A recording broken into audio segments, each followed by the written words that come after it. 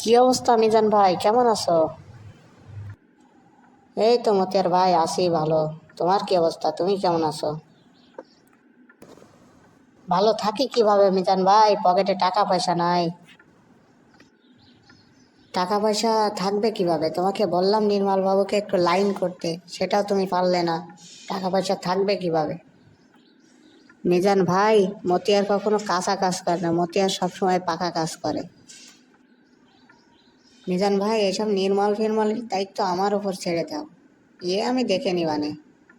একে এমনভাবে ওয়াশ করে নিব যে আমাদের কথায় শুধু নাচবে, আর টাকাগুলো সব একবারে আমরাই হাতিয়ে নেব। মতিয়া, সেটা নাই বুঝলাম, কিন্তু একটু মাথা খাটিয়ে জাল ফেললে একটু টাকাটা বেশি হতো। মতিয়া, তুমি শুধু খোঁজ লাগাও কে বেশি টাকা দিবে আর কার সার্টিফিকেট ভুয়া। মিজান ভাই, এসব ছোটোখাটো কাজ আমার উপরে ছেড়ে দেন, এসব কাজ আমি দেখে নিবানি। এসব আমার কাছে কোনো ব্যাপারই না। দেখো মতিয়ার, সার্টিফিকেট না থাকলেও কোনো সমস্যা না, সার্টিফিকেট আমি ভুয়া বানিয়ে নিতে পারবো। শুধু টাকা দরকার, টাকা টাকা।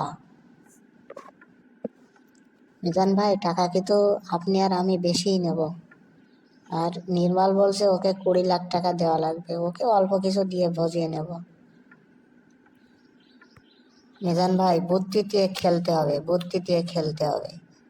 ও আবার যখন অবসরে যাবে তখন গলায় পা দিয়ে টাকাগুলো আবার নিয়ে নেব। খেলা জমবে।